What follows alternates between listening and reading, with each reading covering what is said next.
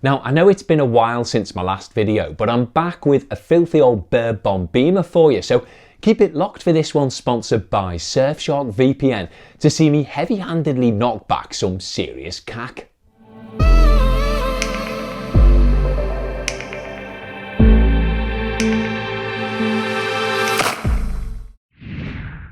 So with my last few uploads having featured relatively clean cars, thought I'd go in search of something decently dirty for this one, and in doing so found a suitably neglected first gen X3 in a local leafy street whose owner, upon realising I was that weirdo his boss watches on YouTube, was more than happy for me to whisk it away for a damn good scrub. Living under a cluster of lazy council-maintained mature beech trees, the aging BMW's exterior, which had essentially been left to rot, was caked in deciduous fallout, stuffed with soggy decomposing leaves and splattered with wood pigeon poo. But despite that off-putting concoction of organic contamination, I was still confident that with enough product, pressurised water and elbow grease, the compact SUV could be made to look somewhat respectable once again.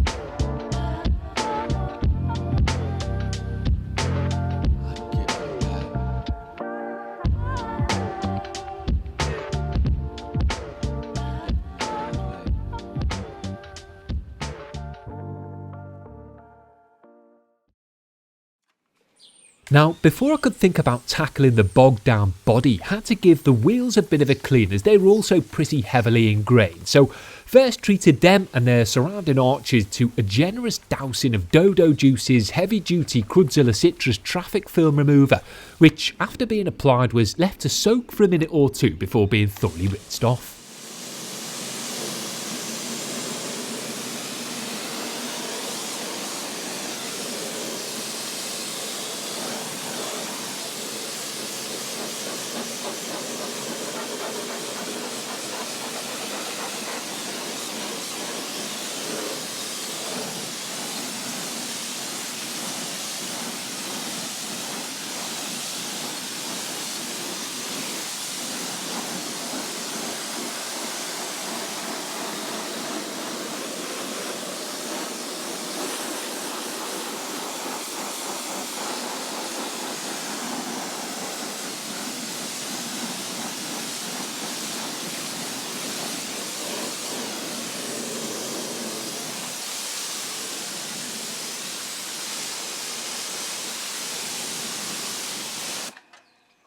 I'd picked up some Wonder Wheels colour active stuff to treat the aging alloys to a dedicated clean, as I thought if it worked it might be an affordable over-the-counter option for people who either don't want to break the bank to decontaminate their wheels, or are cleaning last minute and don't have the time to order other active stuff online. But unfortunately, despite being liberally applied, left to soak for the best part of 10 minutes and heavily agitated, it didn't work, at least not in an active fashion anyway.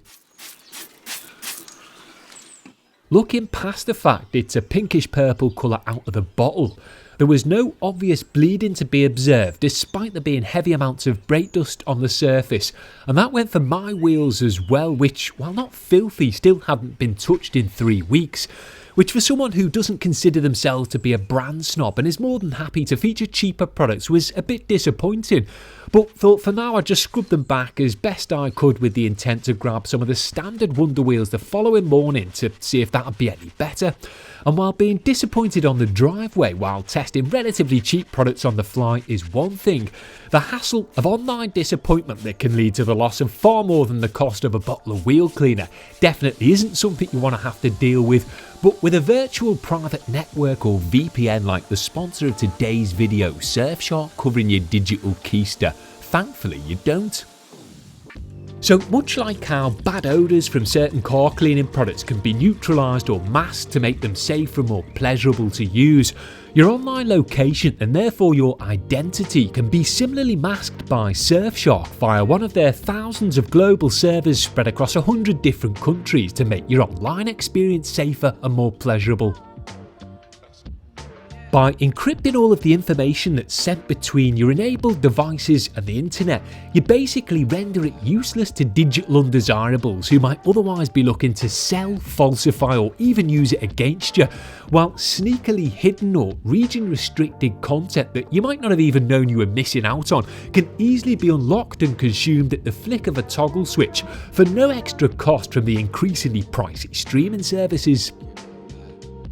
Now, ironically, despite being a famed sponge jockey, there's nothing I value more than my privacy, which is why I appreciate the fact Surfshark doesn't track or monitor any of your online activity, meaning that you can rest assured your search terms are for your eyes only. So with that being said, do your online self a favour and check out the highlighted links below for an exclusive Black Friday deal, where armed with the code CLEANING, you can nab yourself up to 6 additional months worth of safe and entertaining Surfsharking, completely free.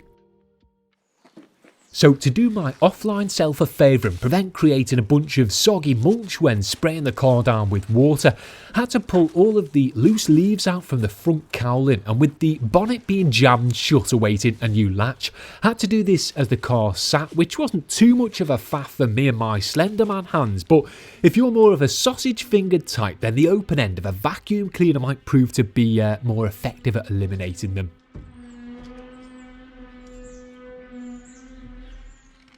Wheels half cleaned and loose leaves removed, it was then time to spray the whole car down with the Dodo Juice Crudzilla to soften up the deeply ingrained layer of organic dirt. And I've had good results with this product on similarly dirty cars before, so was confident it would be up to the job here.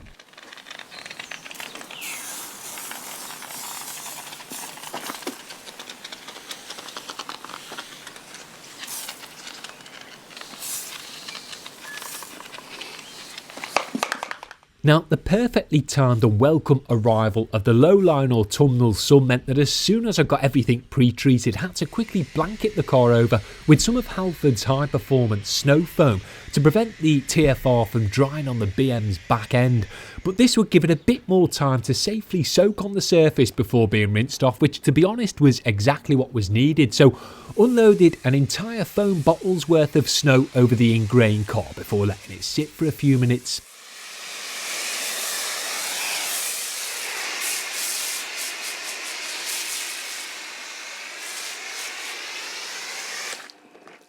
While it was soaking on the surface, I took the opportunity to give the accessible wheel arches a good scrub with an easy detailed bog brush, as there's no point just standing there twiddling your thumbs for 5 minutes. Then, once all 4 of them had been seen to, mostly off camera, got to work rinsing things down with the pressure washer, initially just aiming to get rid of the majority of loose product residue and any chunks of dirt encapsulated within it prior to a more in-depth rinse, as regardless of how effective pre-wash products might be, they're not going to be able to clean a car this dirty by themselves, so don't expect to be able to easily rinse ingrained dirt away in one fell swoop. So following the initial knockback rinse, I then moved in for a more up close and personal one to strip the ingrained dirt that had now been sufficiently softened up, which as you can see is generally just a case of methodically running the pressurised stream of water across all areas of the car until its true surfaces below are revealed, which can take considerably more time than a standard pre-rinse. But it's this that will likely make the most difference to a car in this condition, so shouldn't be neglected, and while it is laborious, can also be quite satisfying too. So try and take the splashback and sore arms in your stride, knowing that what you're doing will make a big difference to the finished result.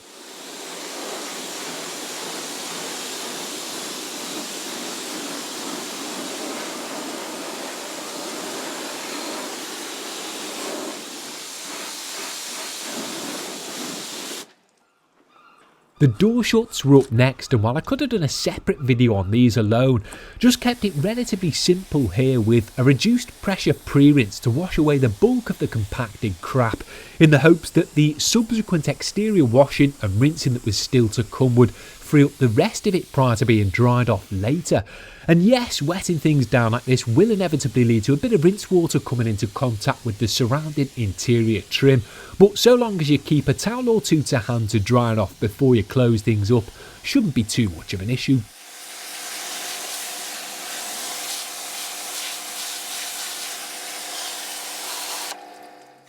Now, while it would have been nice to then go on to a contact wash, there's plenty of cracks and crevices that a wash mitt alone won't be able to properly access, and so really need dealing with separately.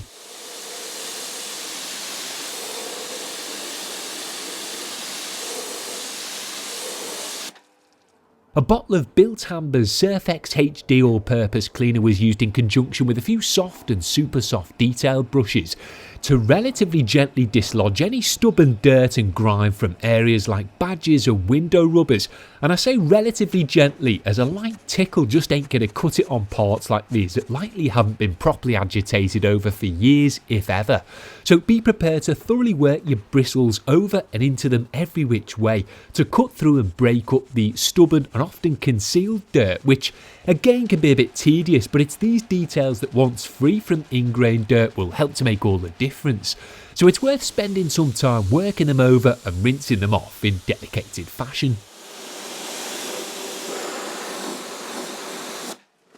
Once the fiddly bits had been agitated over, I finished up the pre-cleaning session and the day, as that's how long it had taken, with a dedicated degrease and detar of the lower parts of the car, because they were still a bit tainted and didn't want to rely on a shampoo alone to strip them back. Plus, I wouldn't be claying or fallout removing here, so thought it was the least I could do. So after being doused in Surfex HD, were thoroughly brushed over with a super soft item, which isn't something I'd do to a conventionally dirty car, but felt needed to be done here, before rinsing them off and then repeating the process with some of Halfords tar and glue remover, which worked well in a previous video, so thought I'd finish off what I had left of it here, although I substituted the soft brush for a general purpose towel to wipe the surface down and tease away any spots before again rinsing off one last time and calling it a day there, as there wasn't any point trying to film an involved physical contact wash that I knew would take me at least an hour with the sun not far off setting.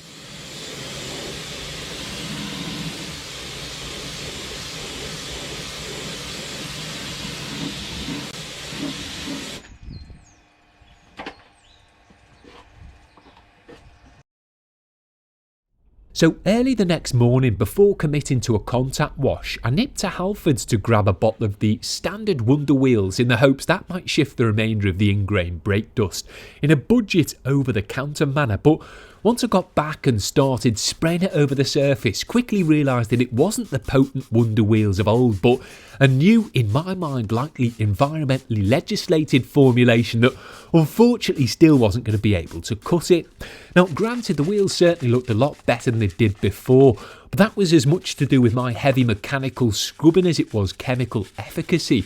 But if 2 internal combustion trips to the shops instead of 1, 2 bottles of product being used and rinsed away instead of 1, and a hell of a lot more CO2 being expelled by my lungs than really needed to be is what it takes to save the planet from weekend car washes, then so be it.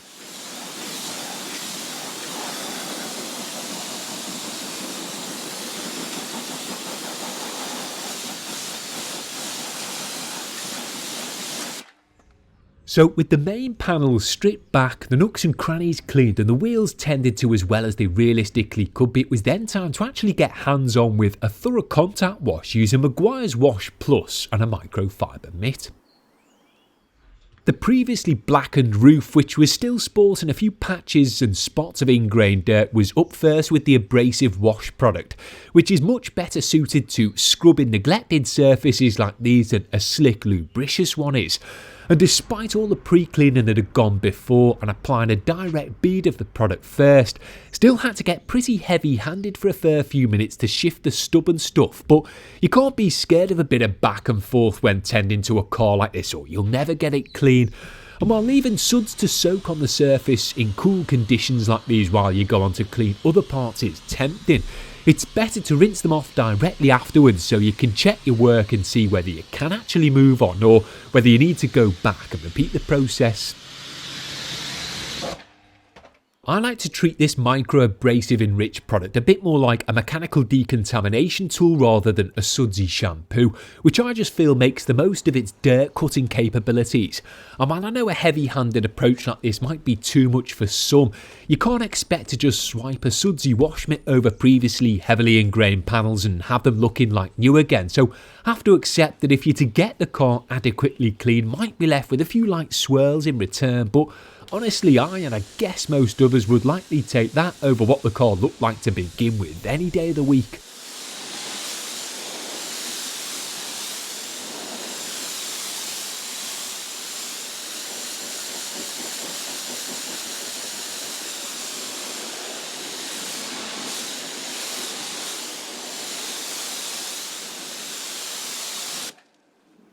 Now, thankfully the weather was perfect for an extended contact wash here, and being a Saturday morning, things were a little less Truman Show-esque than the previous day. So I could focus on simply getting the car clean rather than battling with the sun on the hubbub, which is never fun when trying to film. And as exhaustive as an extensive hands-on wash like this can be, it is also quite rewarding seeing life being progressively breathed back into previously dead panels, so it's worth persevering at until every square inch has been adequately washed over and rinsed off.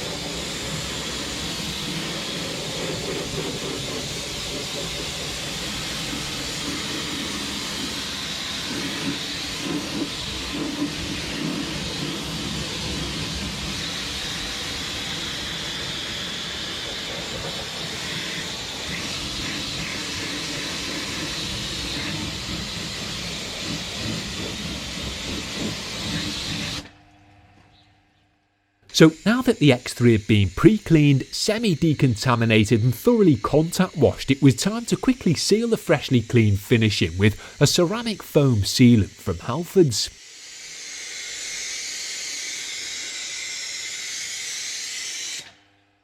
While it's primarily intended to leave some superficial protection behind that will help repel dirt for a few months, it'll also impart gloss, shine and slickness, which a car like this will be gagging for. So went ahead and blanketed the exterior of it over with the product, which initially comes out the lance as a foam but quickly amalgamates on the surface, letting you know it's ready to be thoroughly rinsed off. Removing a product like this with your pressure washer, especially after an exhaustive multi-stage deep clean, is a pretty satisfying affair, as all treated surfaces become immediately hydrophobic with minimal effort on your part, which is a nice time-saving contrast from all of the spent elbow grease that went before. And because this will be the final wetting down of the car, spent a few minutes making sure all parts of it were adequately covered with the water to both wash away the ceramic residue as well as dispel any straggling specks of dirt once and for all.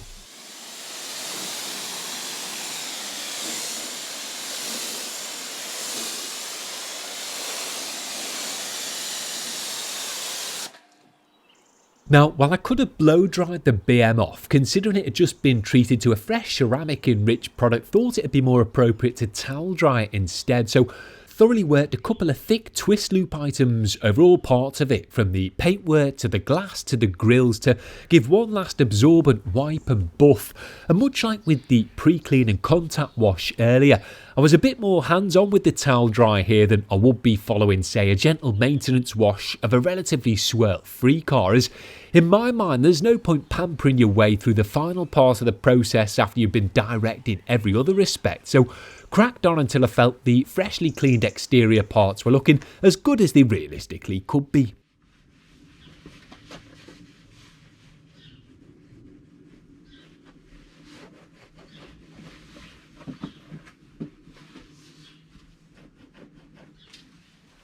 To prevent any concealed water or remaining dirt making its way back out onto the freshly cleaned exterior trim from the door shuts, also wipe them down with a separate dedicated towel just to soak up any wet residue and ensure they look relatively neat and tidy at a glance. As I say, they really warranted a standalone dedicated clean, but that would really need a separate video in and of itself, so a reduced pressure pre-rinse and wipe down with a towel here would have to do.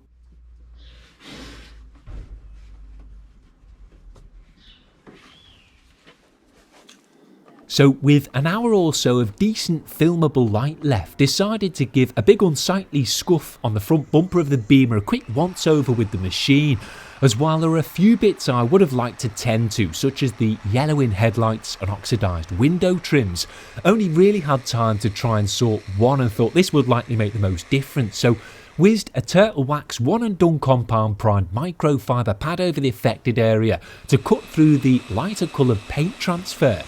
before finishing up with a foam pad to round off any deeper gouges. And while it didn't completely eliminate the scuff, as parts of it had unfortunately gone right through the paintwork, still left it looking a bit less noticeable than before, so for the sake of a few minutes would say it was worth it.